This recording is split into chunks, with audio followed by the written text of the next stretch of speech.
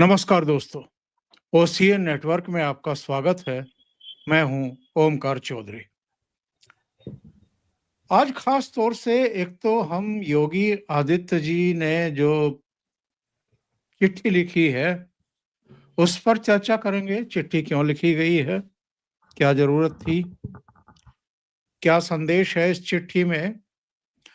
दूसरे, पार्लियामेंट में जो 8-10 घंटे की चर्चा शुरू हुई है वंदे मातरम पर, उसमें प्रधानमंत्री का भी उद्बोधन हुआ है, डिफेंस मिनिस्टर राजनाथ सिंह का भी हुआ है। इसके अलावा प्रियंका गांधी वाड्रा भी बोली हैं और अखिलेश यादव भी बोले हैं। इसके अलावा गौरव गोगोई बोले हैं, कई दूसरे नेता बोले हैं। कल इसी विषय पर राज्यसभा में चर्चा शुरू होनी है, अमित शाह बोलने वाले हैं। प्रधानमंत्री ने जो कुछ कहा है उस पर भी चर्चा करेंगे। लेकिन गौरव गोगोई ने बोलते बोलते एक बात बोल दी जिस पर मुझे लगता है कि आज चर्चा होनी चाहिए। उन्होंने कहा कि इतिहास बदलने की कोशिश हो रही है। तो इतिहास क्यों नहीं बदला जाना चाहिए? और आज जो कुछ हो रहा है, अब से 24 घंटे बाद ये भी तो इतिहास होने वाला है। तो ये जो नया इतिहास रोज लिखा जाता है, इसको दर्ज क्यों नहीं होना चाहिए? और अतीत में अगर गलत तरीके से इतिहास लिखा गया है तो उसको क्यों नहीं दुरुस्त किया जाना चाहिए? या इन्होंने जो लिखवा दिया है उसी को ब्रह्म वाक्य मान लिया जाए और उसमें कोई संशोधन, कोई करेक्शन ना किया जाए। इन दो मुद्दों पर चर्चा करेंगे। मेरे साथ दो खास मेहमान जुड़ चुके हैं, उनको जोड़ लेते हैं और उसके बाद फिर कार्यक्रम को आगे बढ़ाएंगे। आप दोनों का बहुत स्वागत है, वीरेंद्र जी और बाबा रामदास जी। वीरेंद्र जी, आप ही के राम पास जी। जी राम राम। वीरेंद्र जी, ये बताइए, योगी आदित्यनाथ ने जो चिट्ठी लिखी है, क्या है इस चिट्ठी में, क्यों लिखनी पड़ी? देखिए, योगी आदित्यनाथ ने एक उसका निहितार्थ तो जो भारतीय जनता पार्टी के संगठन से जुड़ा हुआ है, और दूसरी बात ये है कि जो अभियान चल रहा है उसको ये सरकार बहुत ही गंभीरता से ले रही है। और और वो जो है लगातार, अभी पिछले हफ्ते यहाँ पे संघ के सारे बड़े नेता आए थे और उसमें जो है बी एल संतोष भी आए थे। और तो उसमें चर्चा हुई थी। दौरा कर रहे हैं और हर जिले में जा रहे हैं और वो एसआईआर प्रोग्राम की क्या प्रगति है उसके बारे में समीक्षा कर रहे हैं। तो अभी वो कल वो थे अलीगढ़ में, तो वहां पे उन्होंने पूरे अलीगढ़ मंडल की समीक्षा की है। और आज जो उन्होंने लिखा है वो केवल लोगों को ये चेताया है कि जो आपका अधिकार है और जो इन्फिल्ट्रेटर्स हैं और जो घुसपैठिए हैं उसके प्रति सरकार की नीति जीरो टॉलरेंस की है, और उस पे आप जो है बहुत अलर्ट रहिए। दर्शकों को जरा मैं पढ़ के बता देता हूँ। उन्होंने लिखा है कि माननीय सर्वोच्च न्यायालय ने एक प्रकरण की सुनवाई के दौरान अत्यंत महत्वपूर्ण टिप्पणी की है कि घुसपैठियों के लिए लाल कालीन नहीं बिछाई जा सकती है। इससे स्पष्ट है कि घुसपैठिया किसी भी कीमत पर स्वीकार्य नहीं है। संसाधनों पर अधिकार नागरिकों का है, घुसपैठियों का नहीं है। दूसरे पैरे में लिखते हैं, उत्तर प्रदेश की सुरक्षा, सामाजिक संतुलन और सुदृढ़ कानून व्यवस्था हमारी सर्वोच्च प्राथमिकता है। प्रदेश में अवैध रूप से रह रहे रोहिंग्या और बांग्लादेशी घुसपैठियों के विरुद्ध सख्त और निर्णायक कार्रवाई प्रारंभ की गई है। अभी नगरीय निकायों को संदिग्ध विदेशी नागरिकों की पहचान कर सूची तैयार करने के निर्देश दिए गए हैं। सार्वजनिक संसाधनों पर अनधिकृत बोझ की सफाई भी आवश्यक है। योजनाओं के माध्यम से वंचितों को मिलने वाले लाभ को बंटने नहीं दिया जा सकता है। इसी उद्देश्य से दस्तावेज सत्यापन का विशेष अभियान चलाया जा रहा है और घुसपैठियों को चिन्हित कर उन्हें डिटेंशन केंद्रों में भेजा जा रहा है ताकि अग्रिम कार्रवाई की जा सके। इसके लिए प्रत्येक मंडल में डिटेंशन केंद्र स्थापित किए जा रहे हैं।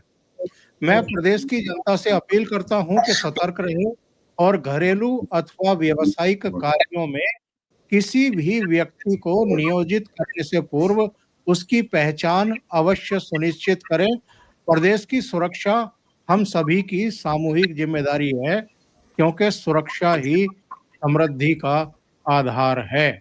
ये चिट्ठी आदित्यनाथ ने। इसमें एक महत्वपूर्ण बात ये भी है कि जो अक्सर जो है योगी जी को लेकर सवाल उठाए जाते थे, तो अब योगी जी जो है पूरी सक्रियता के साथ पार्टी के काम में जुट गए हैं और वो जिस जिले में जा रहे हैं तो वहां के विधायक हैं, एमएलसी हैं, एमपी हैं, एक्स एमपी हैं, ये जो कैंडिडेट रहे हैं, जिले के प्रमुख नेता हैं, जिला अध्यक्ष हैं, उन सबसे मिल रहे हैं और हर जिले में जो बूथ लेवल एजेंट हैं, उसके इंचार्ज हैं हर असेंबली कॉन्स्टिट्यूएंसी के, वो उनसे मिल रहे हैं। और बीजेपी ने जो पूरे संगठन के लिए पूरे प्रदेश में जो व्यवस्था की है, एसआईआर कार्यक्रम में बीएलएस को अपॉइंट किए हैं, लगभग 1.25 लाख संख्या है उनकी, तो वो सारा काम अब योगी जी स्वयं कर रहे हैं। तो ये जो सरकार और संगठन के बीच में दूरी थी वो भी जो है पट रही है और ये कार्यकर्ताओं की, जिले लेवल के नेताओं की शिकायत थी कि सरकार की उनके बीच में जो दूरी है, सुनवाई है, और राजनीति में शिकायतें तो हमेशा रहती हैं, पार्टनर कभी भी संतुष्ट थोड़ी होता है, तो कोई नहीं होता, रोज नई समस्या आती है, रोज नई चुनौतियां आती हैं, तो ये तो हमेशा तो, और इसका एक ही समाधान है कि संवाद बना रहे हर स्तर पर। तो योगी जी ने वो काम किया है।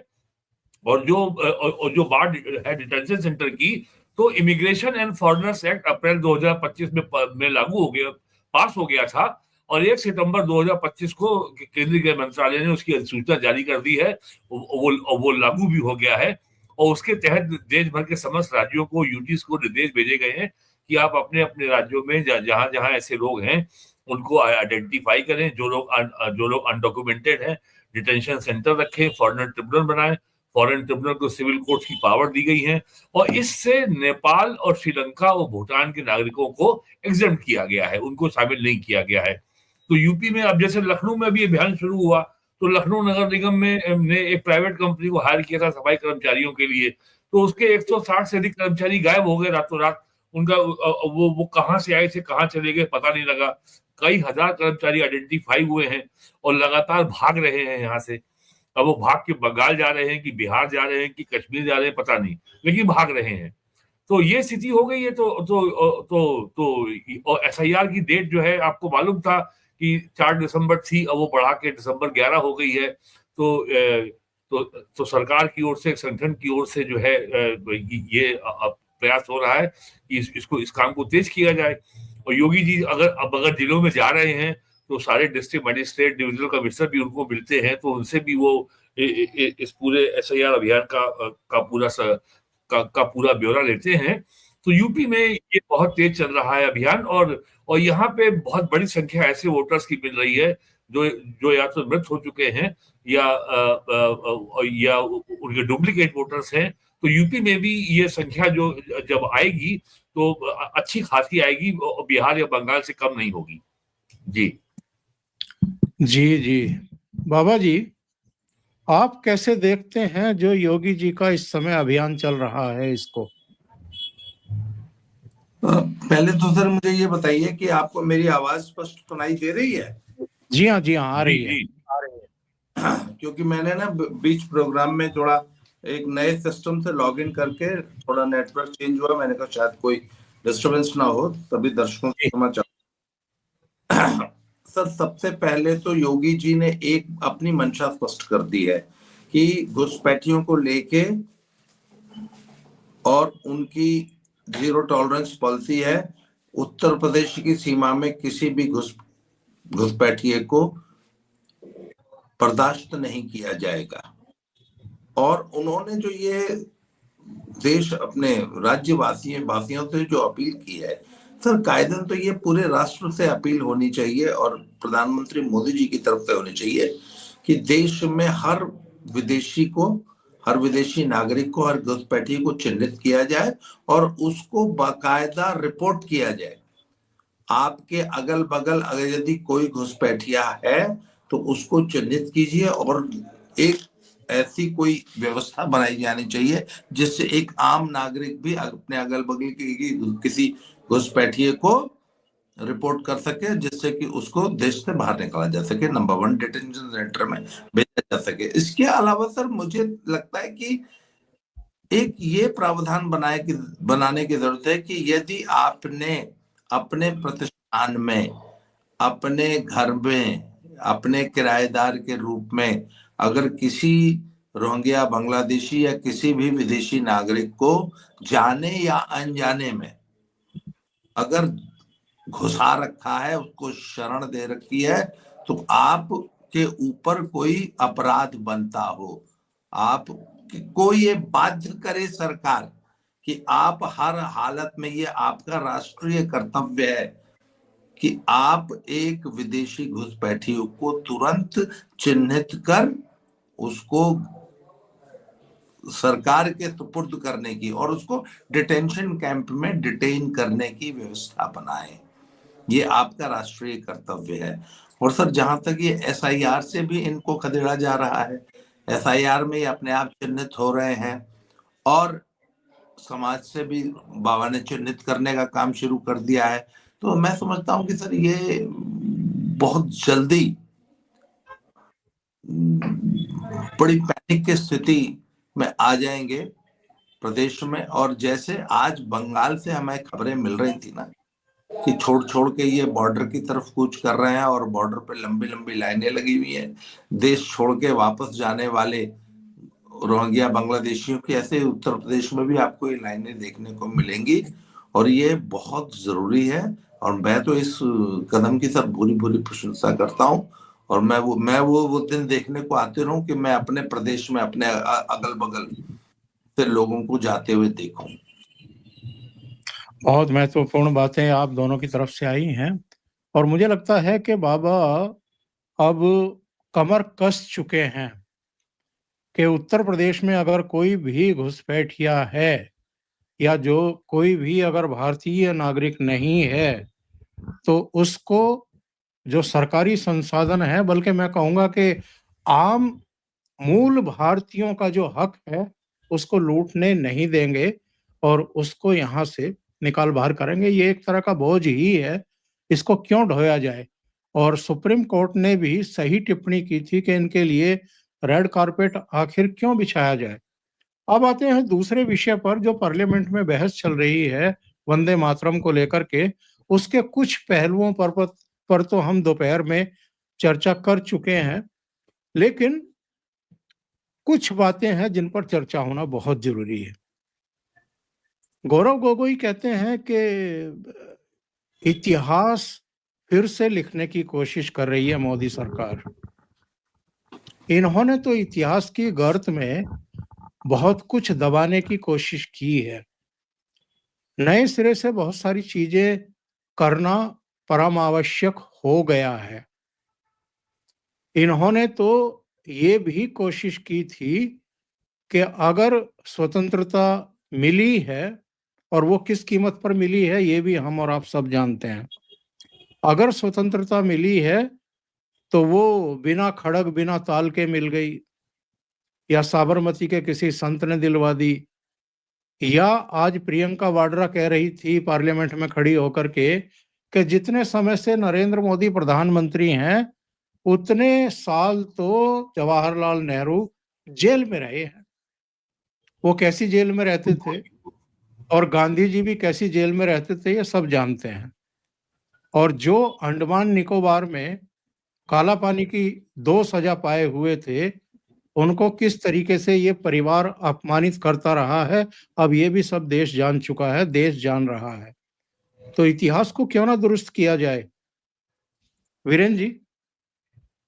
देखिए ऐसा है कि ये कांग्रेस का स्थायी आरोप है और ये आज से नहीं है। जब 1986 में जब ताला खुला था 1 फरवरी 86 को डिस्ट्रिक्ट सेशन जज फैजाबाद की कोर्ट से, उस समय राजीव गांधी प्राइम मिनिस्टर थे, और वीर बहादुर सिंह यूपी के मुख्यमंत्री थे, तब से ये लगातार बहस चल रही है। ये बहस, ये नया इतिहास नहीं लिखा जा रहा है, ये केवल जो इतिहास के गौरवशाली जो पन्ने हैं, जो गौरवशाली अतीत है जिसको भुला दिया गया है, ये केवल उसको रिवाइव किया जा रहा है। और कांग्रेस जो है आज की तारीख में फंस इसलिए गई है कि वो अपना राष्ट्रवादी इतिहास भूल चुकी है। कांग्रेस का दावा है उसने देश को आजाद कराया, सारे स्वतंत्रता संग्राम सेनानी उसके नेता थे, नेहरू जी जेल गए थे, झूठ भी बोलना पड़ रहा है कि नेहरू जी 12 साल जेल में रहे। नेहरू जी केवल एक बार नाभा जेल में रहे हैं, बाकी वो भी उनके पिताजी उनको माफी मांग के छुड़ा लाए थे। वो कभी बरेली सेंट्रल जेल में भी रहे हैं, लेकिन 12 साल तो नहीं रहे हैं। ये तो सफेद झूठ है। कांग्रेस अपना राष्ट्रवादी चरित्र खो चुकी है, भूल चुकी है। कांग्रेस आज की तारीख में रेडिकल कम्युनिस्ट पार्टी हो गई है, और कम्युनिज्म में राष्ट्र से घृणा उसका पहला नियम है। कम्युनिज्म ये मानते हैं कि क्रांति में सबसे बड़ी बाधा राष्ट्र है, तो राष्ट्रवाद से उनको बड़ी चिढ़ होती है। और मोदी जी कहते हैं आओ करें राष्ट्र का आह्वान, आओ करें राष्ट्र का आराधन।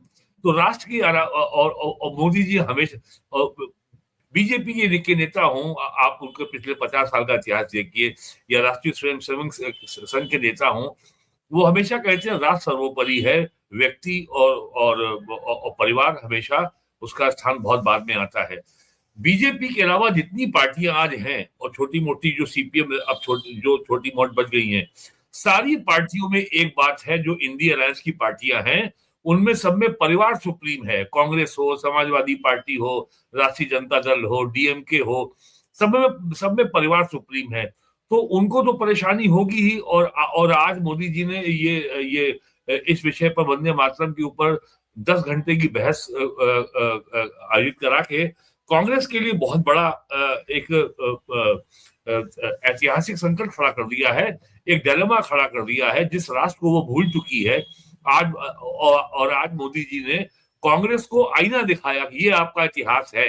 ये कांग्रेस की वर्किंग कमेटी की बैठकों में आजादी के पहले वंदे मातरम का पूरा पाठ होता था, और अखिलेश यादव तो यहां तक बोल गए कि साहब जो है ये केवल गाने के लिए नहीं है, ये केवल गाना नहीं है, ये निभाने के लिए है। अब वो एक पारिवारिक पार्टी के नेता है, उनको क्या मालूम वंदे मातरम क्या होता है, वंदे मातरम का इतिहास क्या होता है। और एक और जो है थका हुआ तर्क हमेशा इस्तेमाल किया जाता है कि आजादी की लड़ाई में आरएसएस का क्या योगदान था। आरएसएस कोई पॉलिटिकल पार्टी नहीं था। आरएसएस की स्थापना 1925 में हुई थी। वो तब तक केवल महाराष्ट्र के कुछ हिस्सों में सिंध में, कुछ पंजाब में और दिल्ली में था, बाकी उसका कहीं अस्तित्व नहीं था। पूरे दक्षिण भारत में नहीं था, पूरे उत्तर भारत में नहीं था। तो ये एक बहुत ही ये तर्क पिछले 40 साल से दिया जा रहा है। तो कांग्रेस के लिए आज आपने देखा होगा उनके पास बोलने वाले लोग नहीं थे, और जो सबसे क्रांतिकारी नेता है श्री राहुल गांधी, वो तो चर्चा से ही नाराज थे, वो तो थे ही नहीं आज। तो ये और जो कल तक इस बात पे बड़े नाराज थे कि राष्ट्रपति पुतिन रशिया के राष्ट्रपति आए थे और उनके सम्मान में जो राष्ट्रपति भवन में भोज दिया गया उसमें उनको बुलाया नहीं गया, इससे उनका बड़ा अपमान हुआ है। लेकिन लोकसभा में किसने आने से रोका था उनको? इतनी बड़ी डिबेट हो रही थी, आके कम से कम लोग जानते राष्ट्र के बारे में उनके क्या विचार हैं। जी,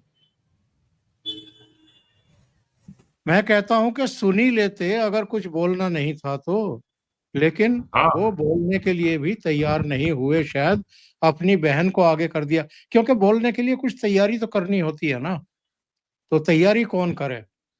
जी बाबा जी। जी,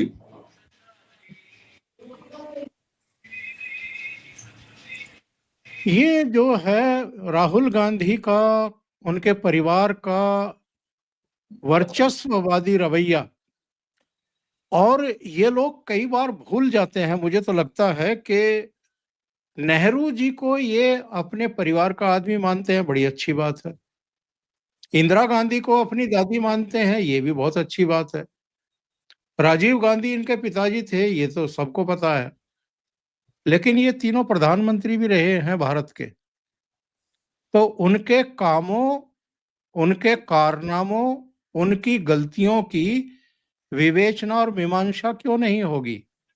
इनको ये व्यक्तिगत आलोचना क्यों लगती है? सर जैसा कि आज सुबह भी मैं और आप ही बात कर रहे थे, तो मैंने कहा कि ये परिवार जो है ना, जो नेहरू गांधी, नकली नेहरू गांधी परिवार जो है, ये इस सिंड्रोम से ग्रसित है कि ये तो राजशाही खानदान है। वो प्रधानमंत्री जी बोलते हैं ना, नामदार लोग है ये, और इनको ये सत्ता के स्वाभाविक उत्तराधिकारी हैं भारत में। इनको गलतफहमी है कि इन्होंने ही भारत को स्वतंत्रता दिलाई है, और अंग्रेज जो भारत की गद्दी सौंप के गए थे, इनको राजा बना के गए थे, तो सिर्फ इनको ही देश में शासन करने का अधिकार, और क्या इनसे भी अब सवाल किए जाएंगे? ये अपने आप को इस सिंड्रोम से बाहर ही नहीं निकाल पाते। इनको लगता है कि क्या अब हमको चुनाव भी लड़ने पड़ेंगे, क्या यहाँ को अब देश की जनता को जवाब देने पड़ेंगे, और देश की जनता हमसे सवाल करेगी, हमारे ऊपर उंगली भी उठाई जा सकती है, हमारे ऊपर सवाल भी किए जा सकते हैं। वो आपको याद होगा कि नेपाल में जो वहां के जो राजा है, वो विष्णु के अवतार माने जाते हैं, और उनको उनके ऊपर संविधान का कोई कानून भी वो लागू नहीं होता। वो जो उनके एक शहजादे ने, उसके ऊपर ऐसे आरोप लगाए जाते हैं कि उसने अपने पूरे खानदान को मार दिया था, और वो राजा बन जाता। अगर वो जीवित स्वयं रहता तो उसके ऊपर कोई मुकदमा नहीं चलाया जा सकता था। क्यों? क्योंकि वो तो राजा था, और राजा के ऊपर कोई कानून लागू नहीं होता। सर सेम इसी सिंड्रोम से सोनिया गांधी का परिवार ग्रस्त है, और वह अपने आप को किसी भी अकाउंटेबिलिटी के लिए जिम्मेदार नहीं मानता है। जब इस खानदान ने मनमोहन सिंह को प्रधानमंत्री बना दिया था, और ये पर्दे के पीछे से इस देश का शासनकाल चलाते थे, सारी की सारी फाइल्स इनके पास जाया करती थी, सारे निर्णय ये लिया करते थे, और ये ऑन कैमरा एक अध्यादेश को इस आदमी ने फाड़ दिया था। तो उस वक्त वो अपराधियों वाला जी, तो उस वक्त इसका क्या माइंडसेट क्या था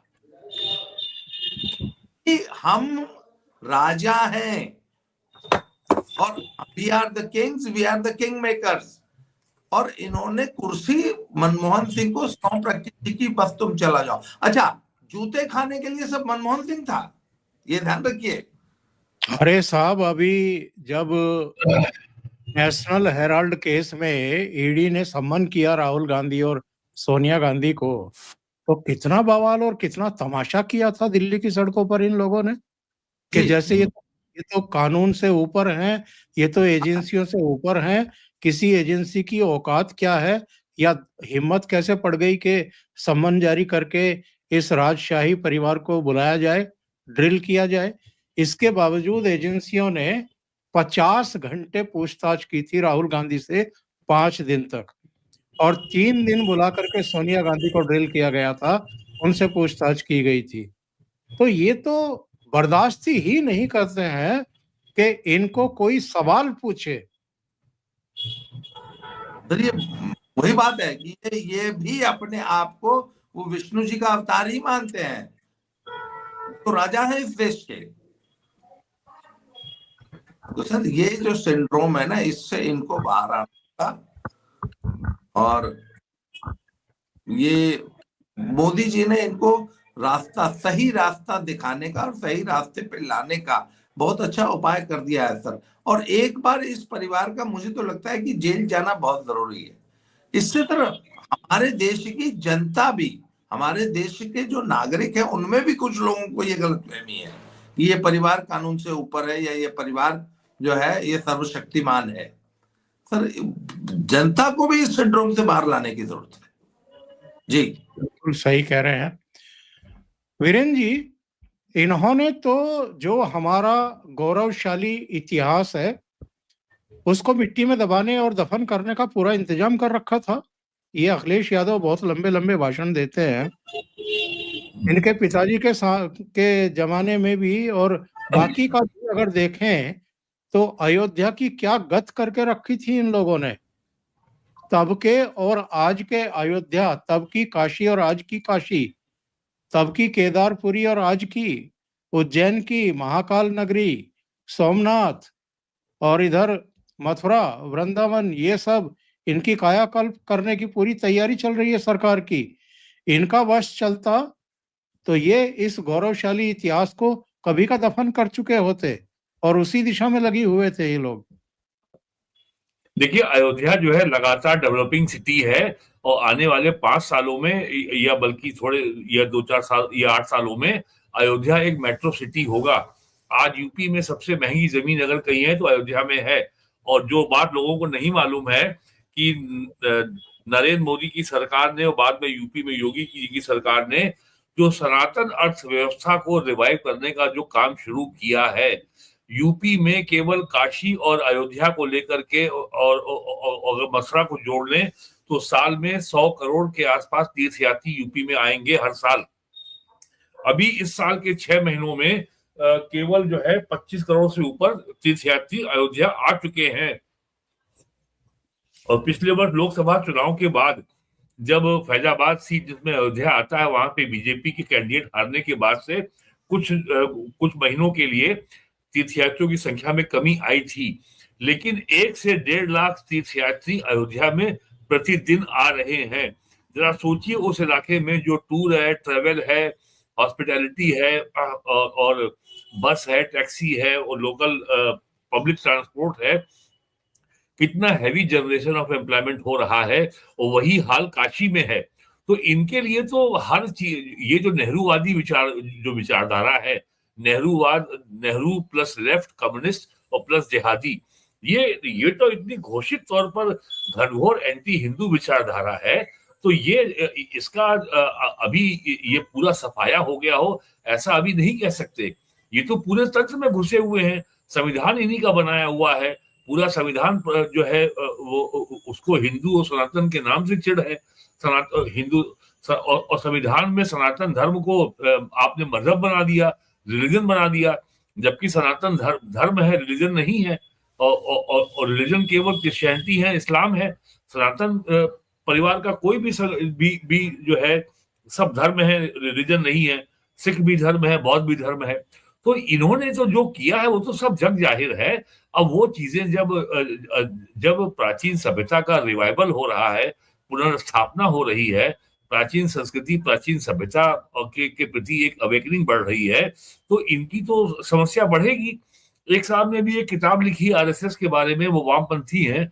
उनको बड़ी शिकायत ये है कि बीजेपी तो पिछड़े वर्ग के लोगों को, दलित वर्ग के लोगों को और जो ट्राइबल समाज के लोगों को हिंदू बना रही है। उनको इस बात का दुख है कि हिंदू समाज जातियों में क्यों नहीं बटा रहता हमेशा। अगर हिंदू समाज जातियों में नहीं बटा रहेगा तो फिर समाजवादी पार्टी का, आरजेडी का अस्तित्व क्या रहेगा। और जैसा मैंने पहले आपसे कहा था, बिहार के चुनाव में जिस तरीके से राष्ट्रीय जनता दल की हार हुई है, तो बीजेपी ने राष्ट्रीय जनता दल के झंडे से जो जाति का डंडा है वो इनसे चुरा लिया है। अब इनके पास नहीं है, तो अब इनका झंडा जो है बिना डंडे के लहरा रहा है।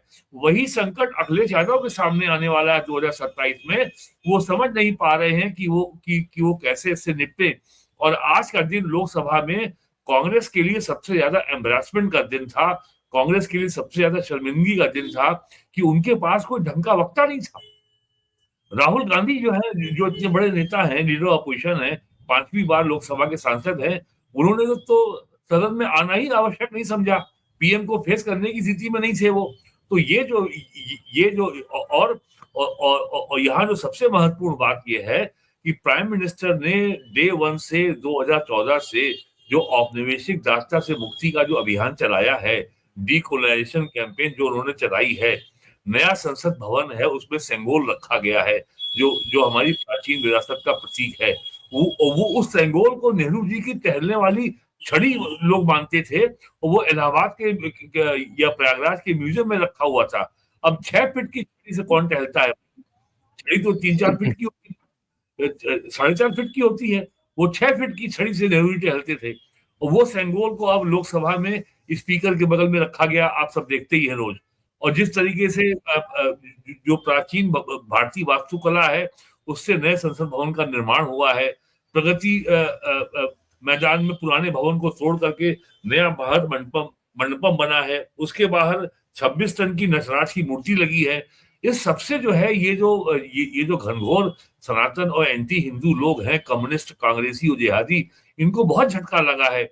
और इसी तरीके से एक बहुत बड़ा ऑडिटोरियम बना है द्वारका में, दिल्ली में, उसका नाम क्या है मैं भूल जाता हूँ उसका नाम। यशोभूमि। हाँ, कौन सी? यशोभूमि। हाँ, यशोभूमि, वो भी बहुत शानदार बना है। तो जिस तरीके से प्राइम मिनिस्टर ने जो दिल्ली में पिछले 1000 साल में निर्माण या तो राजपूत राजाओं ने किया, या थोड़ा बहुत मुगलों ने किया, या अंग्रेजों ने किया, उसके बाद जो है प्राइम मिनिस्टर मोदी ने किया है। यशोभूमि है, भारत मंडपम है, और नया संसद भवन है, नया सेंट्रल गवर्नमेंट का सेक्रेटेरिएट है। इस सबसे कांग्रेस को बहुत बेचैनी हो रही है कि हमारा तो नाम ही मिट जाएगा ये। और वो ये मानते हैं कि ये उनका एंटाइटलमेंट है सत्ता में, वो तो सत्ता में रहने के लिए पैदा हुए हैं। ये मोदी आदमी कहां से आ गया? तो ये इलेक्शन कैंपेन है। और प्राइम मिनिस्टर ने पिछले जो 3 बातें कही हैं, उन्होंने 2 बार तो कहा ये बात अभी नवंबर में कि लॉर्ड मैकाले ने 1835 में भारत की शिक्षा व्यवस्था को नष्ट किया था। 200 साल हो रहे हैं और 2035 में उसके 200 साल पूरे हो जाएंगे। हमारे पास 10 साल का समय है, हमें उसको जो है उस डैमेज को रिपेयर करना है और उस दास्ता से मुक्ति पानी है। ये बात उन्होंने पहले कार्यक्रम में कही, फिर ये बात उन्होंने अयोध्या में 24 नवंबर को कही, और फिर उन्होंने अभी पिछले हफ्ते हिंदुस्तान टाइम्स के प्रोग्राम में कही कि भारत की प्राचीन हिंदू सभ्यता, सनातन संस्कृति को कलंकित करने के लिए भारत की लो इकोनॉमिक ग्रोथ रेट को हिंदू रेट ऑफ ग्रोथ कहा गया, 2% 3% ग्रोथ को। तो इसको भी उन्होंने लेके पीएम ने लोगों का ध्यान खींचा है कि हिंदू रेट ऑफ ग्रोथ क्या होता है। ये सब होता था नेहरू, इंदिरा गांधी, राजीव गांधी के जमाने में। तो ये सब जो और फिर आज ये डिबेट हो रही है वंदे मातरम के ऊपर। तो ये पीएम का जो डीकोलाइजेशन का कैंपेन है, प्राइम मिनिस्टर मोदी कोई भी काम हल्के तरीके से नहीं करते। इसके पीछे बहुत रिसर्च होगी और ये बात अभी बहुत आगे जाएगी। और अब कांग्रेस के लिए ये तर्क दे करके कि साहब आप अतीत की बात करते हो, वर्तमान की बात करो। अरे राष्ट्र एक स्थूल शरीर है और राष्ट्रवाद उसकी आत्मा है, वो सूक्ष्म शरीर है। आपका आईफोन 2.5 लाख रुपए का हो, अगर उसमें सॉफ्टवेयर अगर अपलोडेड ना हो तो एक लोहे का टुकड़ा है। तो उसी तरीके से जो राष्ट्रवाद है, जो राष्ट्र का एक सिविलाइजेशनल आइडेंटिटी है, तो प्राइम मिनिस्टर मोदी डीकोलाइजेशन के आधार पर भारत की जो एक कल्चरल सिविलाइजेशनल पर्सनालिटी है उसको निखार रहे हैं, वो उसको रिऑर्गेनाइज कर रहे हैं, उसकी अवेकनिंग कर रहे हैं। इनकी चिंता ये है कि नरेंद्र मोदी को हम कैसे अब एंटी मुस्लिम हम साबित करेंगे, हम कैसे नरेंद्र मोदी को एंटी बैकवर्ड, एंटी दलित साबित करेंगे। ये तो अपने कामों के जरिए रोज जनता का नया विश्वास जीत रहे हैं। ये समस्या है इनकी। जी हाँ जी। बाबा जी, आखिर में एक टिप्पणी आपकी चाहिए। नवजोत सिंह सिद्धू की पत्नी ने तो हंगामा खड़ा कर दिया था कि 500 करोड़ में मुख्यमंत्री पद मिल जाता है। आज कांग्रेस ने उनको सस्पेंड कर दिया है। ओमकार सर, मैं ये नवजोत कौर सिद्धू की बात पे आने से पहले का एक बात बोलना चाहूंगा जी। जो वो गोगोई ने कहा है ना कि भारत का नया इतिहास लिखने की, इतिहास बदलने की कोशिश की जा रही है। इतिहास लिखने और बदलने की कोशिश नहीं की जा रही है। हमारे बच्चों को, भारतवासियों को जो गलत इतिहास पढ़ाया गया है ना, सही इतिहास बताने की कोशिश की जा रही है। मैं एक इंसिडेंट बताता हूँ। जब ये महमूद गजनवी जो है भारत में आया, तो ये अपने साथ एक राइटर लेके चला करता था, उसका नाम था कुतुबी, और वो उसके सारे एक्सपीडिशंस में उसके साथ रहता था। तो वो ये कहता है कि ये वहां से जब इस घोषणा से शुरू किया तो वर्तमान जो पाकिस्तान है उसमें एक छोटा सा नगर था। कहते हैं उस नगर को जब हमने देखा तो उसका वैभव देख के हमारी आंखें फटी की फटी रह गई। उस पूरे नगर को हमने लूट लिया और पूरे नागरिकों का कत्लेआम कर दिया और उस नगर की सारी दौलत को हमने ऊंटों पे लाद लिया। वहां पे एक सोने और चांदी का महल, ये सर आशीर्वादी लाल श्रीवास्तव ने अपनी पुस्तक में इसका जिक्र किया है। मैं अक्सर उसका मैं कोट करता हूं, कहते वो पूरा जो महल था वो नट बोल्ट पे था और उसकी दीवारें, उसकी खिड़कियां, दरवाजे सब सोने और चांदी की थी। कहते वो पूरा का पूरा महल हमने नट बोल्ट से खोल के अपने ऊंटों पे लाद लिया। उसके बाद हम दिल्ली होते हुए सोमनाथ की ओर कूच कर गए। रास्ते में हमने मथुरा नामक नगरी पड़ी और मथुरा का वैभव देख के, वो जो पहला वाला नगर था वो तो ऐसा लगता था जैसे टाट का पैबंद लगा हो मखमल पे। मथुरा का वैभव ऐसा था। फिर हमने मथुरा को लूटा। इतना वैभवशाली था भारत के हमारे ये नगर। खैर सब ये लूट के चले गए। 2 साल बाद ये फिर वापस आए तो कहते मथुरा फिर उतना ही गुलजार था और पहले से ज्यादा वैभवशाली था मात्र 2 सालों में। ये भारत की वैभव की कहानी। और हमारे बच्चों को पढ़ाया गया इतिहास में कि हम तो थर्ड वर्ल्ड गरीब कंट्री हैं, हमारे यहाँ कीचड़े लपेट के घूमते थे और हमारे पास खाने को कुछ नहीं होता था। हमारे बच्चों को ये गलत इतिहास पढ़ाया गया है। तो सर अब वो आ गया है कि हमारे देश का असली जो गौरवशाली इतिहास है वो पढ़े। जी और नवजोत कौर सिद्धू की तो उसने तो सर बॉक्स ही खोल दिया है। उसने बोल दिया कि 500 करोड़ रुपए। अब सवाल तो ये उठता है ना सर, पूछा तो ये जा रहा है कि भैया वो 500 करोड़ जाते किसकी जेब में थे? बिल्कुल। और इसका जवाब तो कांग्रेस पार्टी को देना पड़ेगा ना, तो वो बौखला गए। और सर इसीलिए उनको सस्पेंड करके पूरे मामले से लोगों का ध्यान हटाने की कोशिशें हो रही हैं। बहुत बहुत धन्यवाद बाबा जी, और बहुत बहुत धन्यवाद वीरेंद्र जी, आपका भी। आप दोनों जुटे और महत्वपूर्ण मुद्दों पर चर्चा की। दर्शकों से निवेदन है कि वो अगर ये कार्यक्रम अच्छा लगा है तो लाइक बटन जरूर दबाएं, इसको फॉरवर्ड भी करें। अभी तक चैनल अगर आपने सब्सक्राइब नहीं किया है तो सब्सक्राइब कर लें और साथ में लगे बेल आइकॉन को दबा दें ताकि आगे आने वाले वीडियो और उनके नोटिफिकेशन आप तक पहुंचते रहें। बाबा जी के चैनल स्लो जिंदगी और बाबा की खरी खोटी, उसको भी सहयोग करें और सब्सक्राइब करें। बहुत बहुत धन्यवाद Baba ji. Thank you so much. नमस्कार।